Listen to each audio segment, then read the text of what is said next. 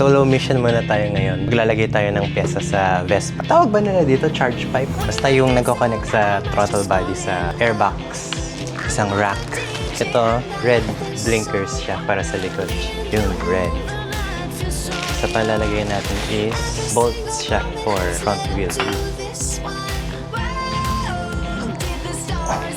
DR5 bolts na siya.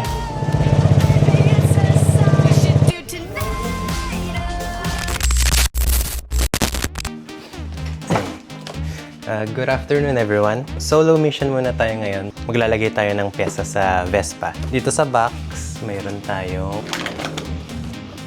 Tawag ba nila dito? Charge pipe?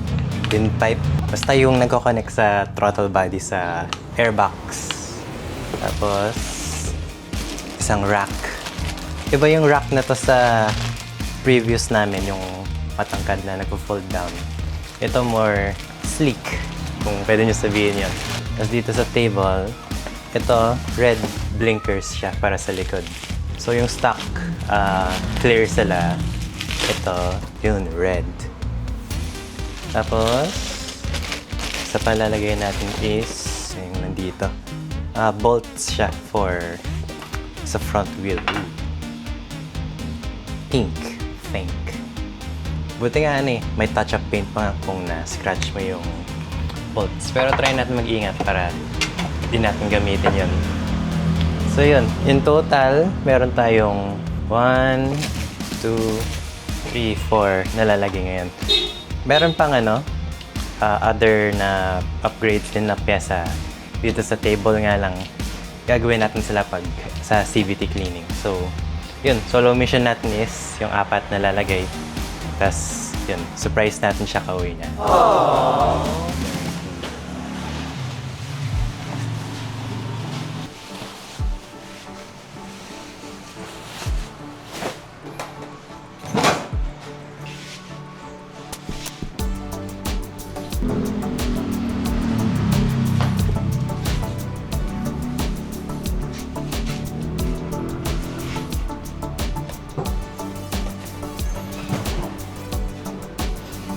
Yan. Easier things first na muna. Siguro, try natin yung blinkers, yung rack, tapos inside nito, yun yung windpipe, charge pipe, di ko pa rin alam. Tapos, last na lang natin is yung bolts para sa front wheel. Yan o. Gagawin natin silang titanium. So, dito, from clear, magiging red. Kakulay niya yung lens ng brake light. Tapos, yung rack, mag-e-extend siya ng konti dito. Tapos yung charge pipe sa loob, kunin ko yung key, pakita natin. Charge pipe na lang tatawagin ko kahit di ko alam ano yung official na pangalan niya.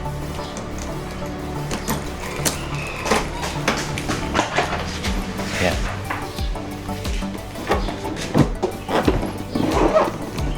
In you go. Yan. Like, masyadong madilim. Yan. Ito yung charge pipe na to. Gagawin natin siyang from rubber to metal.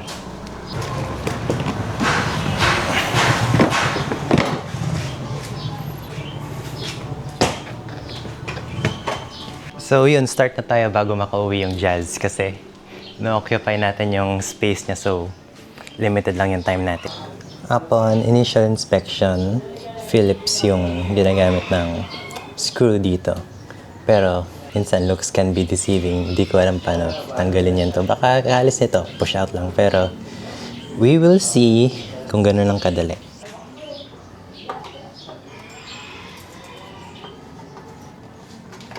Oh. Gano'n nga lang kadali. Wow. Okay. Pakita ko sa inyo to. Okay, so after nun, meron siyang clip dito. Naka-slide lang siya dito sa metal clip.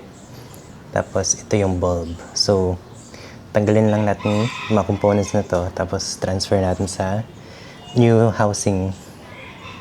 Sige. So, dirty. Punasin natin.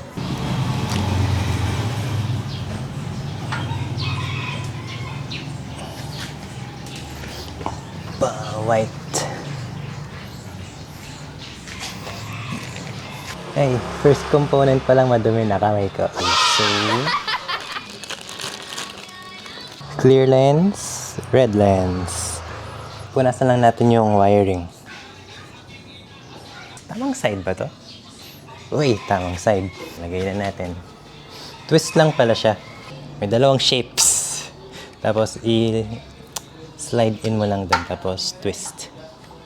Lock pati unlock. Tapos, ganun lang. Hulog mo lang dun.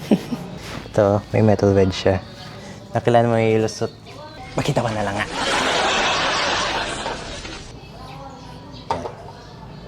Ito, lagay mo under dito. Yan. Tapos, screw. Ganun lang pala kadali. Kala ko kailangan mo pa i-push out or ano. Ganun lang pala. I assume, same lang sa kabila. So, mabilisan lang. Yon. Yan yung red. I-compare natin sa clear. Yun, no? Kayo ba, anong mas prefer nyo? Ako, indifferent ako eh. Depende siya. Depende lang sa style. Yan. Gagawin natin yung kabila.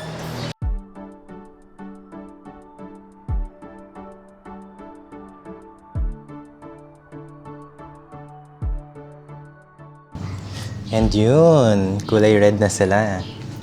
Actually, ganda nga eh. Parang ano, sa mga ibang modern cars na instead na red lang yung brake lights, red din yung housing ng blinkers. Testing natin sila.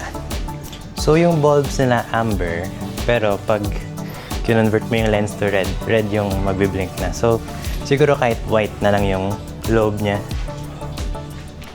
Try natin yung kabila.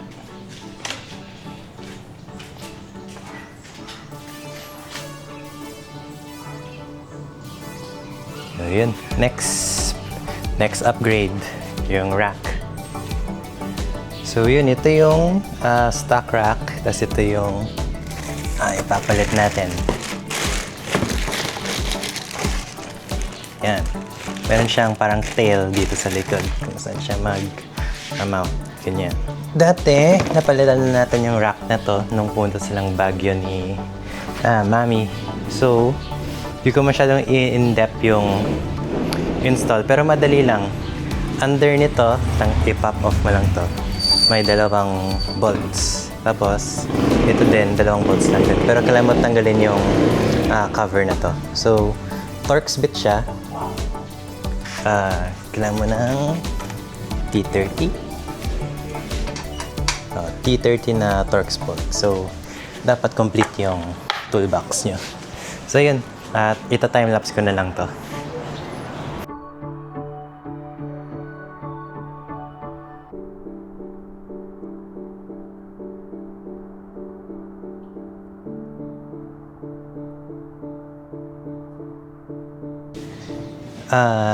Houston, we have a problem.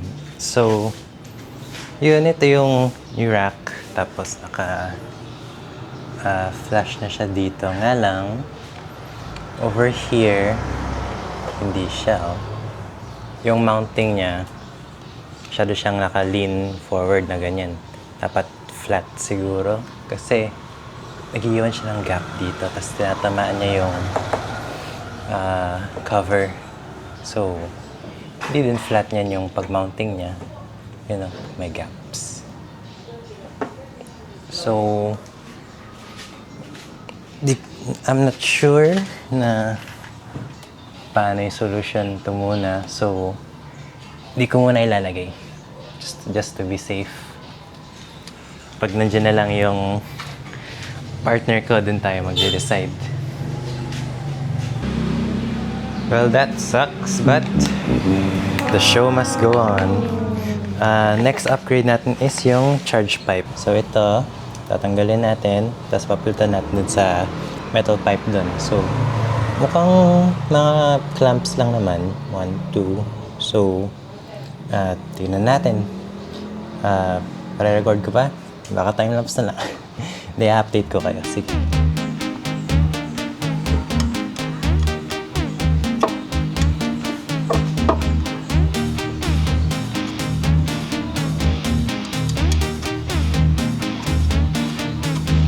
Brother.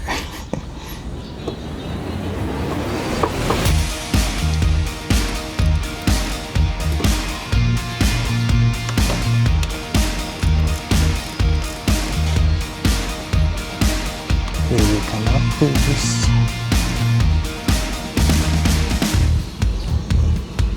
It's harder than I thought.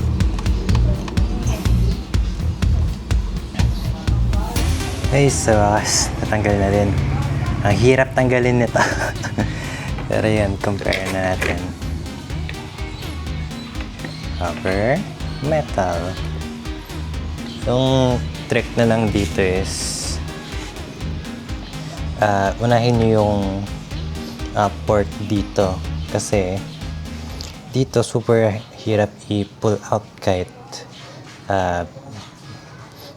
yan lang, kahit maliit lang kasi may mga ribs siya, dito. So, super hirap dyan. Ito, smooth lang naman nga lang. May insert pa siya dito sa loob. So, dapat talaga matanggal mo na to. Tapos, i-flip. Parang i-twist nyo. Para mas grip nyo yung hose. Tapos, i-pull out nyo. Mahirap, pero doable naman. So, yun. Ilagay na natin to. So, yun.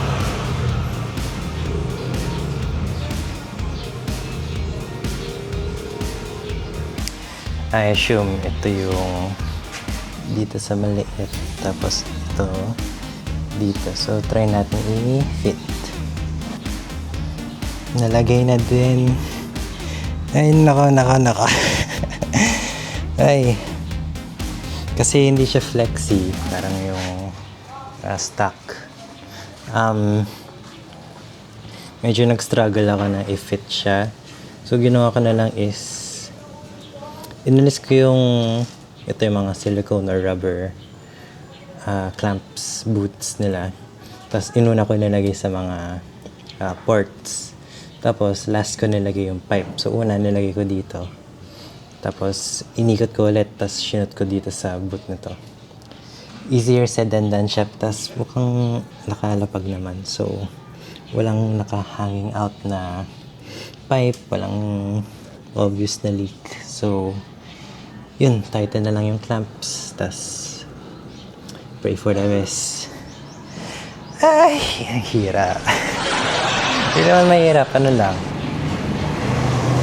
Kung first time nyo, tatagalan talaga kayo. Ayun, i-tighten na natin yung mga clamps. Bili tayong halo-halo pagkatapos nito. Init dito sa labas. So yun, all tightened up na. All four na mga clamps. So, pakinggan natin.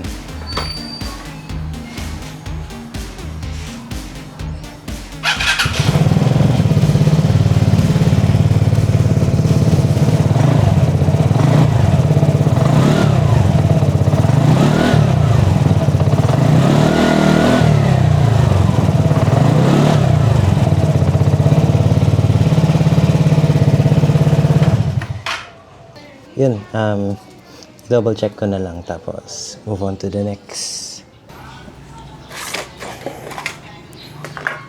Last but certainly not the least, yung mga bolts para sa front wheel. So ito sila, naka-can.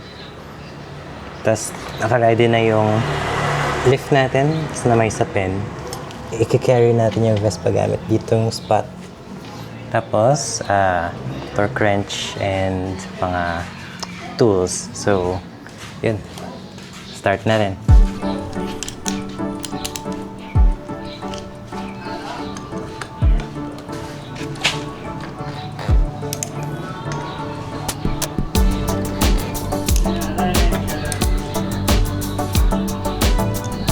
Okay. going up again.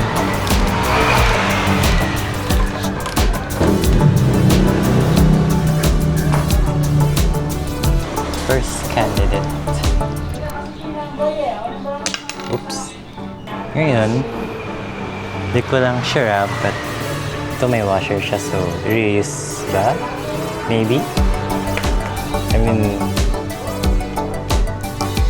mean, kasi dito, bolts lang siya, wala silang washer, so baka i-reuse. Yung mga bolts na to, may two ways sila para i-tighten. Hex sila sa taas, mas meron din pang torque sa loob. So, alin kaya yung least na magmamark up sa bolts? Kasi iba, lalagay silang plastic sa mga wrench nila, so para hindi siya mag-mark. So maghanap na lang siguro ako ng makapal na plastic para ma-protect natin. Di pa tighten pero nakalagay na sila. Color. Ito, yung bang package. Fold na lang natin. So kung ilagyan natin ng plastic. Okay, sabi nila 20 to 25 foot-pounds. Foot-pounds pa o Newton meters? Newton meters pala, sorry. Foot-pounds yung 14 yata to something. So set natin yung torque wrench to 20. I-lower natin yung Vespa. Tapos kunin mo yung plastic para hindi natin siya scratch.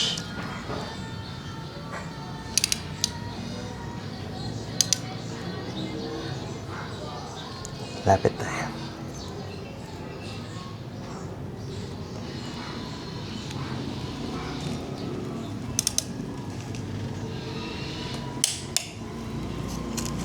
Ooh, tight.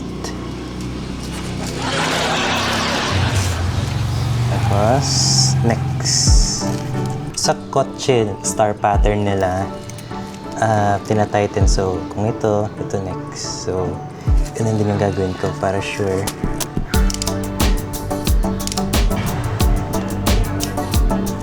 Always yung pinaka-furthest na bolt pag star pattern.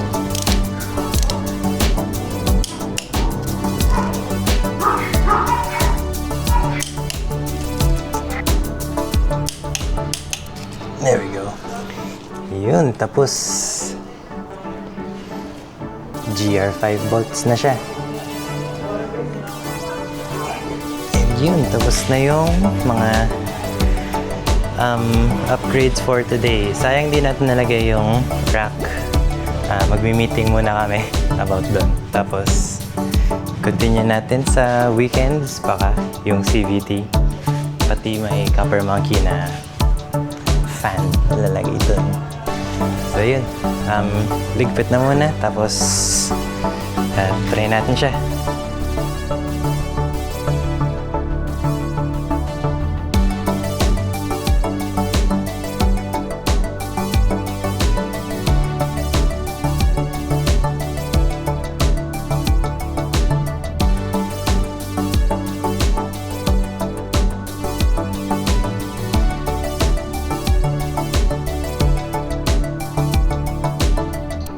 So yun, tapos na tayo sa paglagay ng upgrade sa Vespa. Nalagay natin yung red blinkers, tas yung, alam ko na yung pangalan, intake pipe na metal, pati yung front wheel bolts. Sayang lang, di natin nalagay yung rack kasi may fitting issues, pero sa future, ibalitaan ko kayo. So yun, tapos na tayo sa upgrades ngayon, tas hintayin na lang natin yung reaction niya.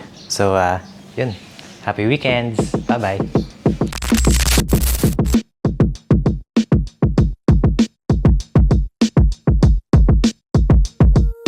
I was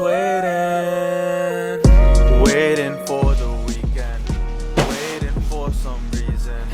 Take my heart and keep it, trying to stay off of the deep end. Everything Good afternoon, everyone. Solo mission muna tayo ngayon na Ako lang yung mag... Cause I'm reaching my dreams and Last but certainly... waiting for the weekend. Waiting for some reason. Take my heart and keep it. Trying to stay off of the deep end.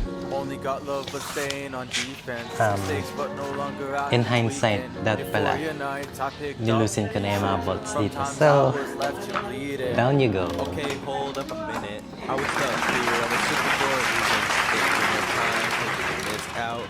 I knew you once, but I don't know you now. Seasons changing, the leaves turning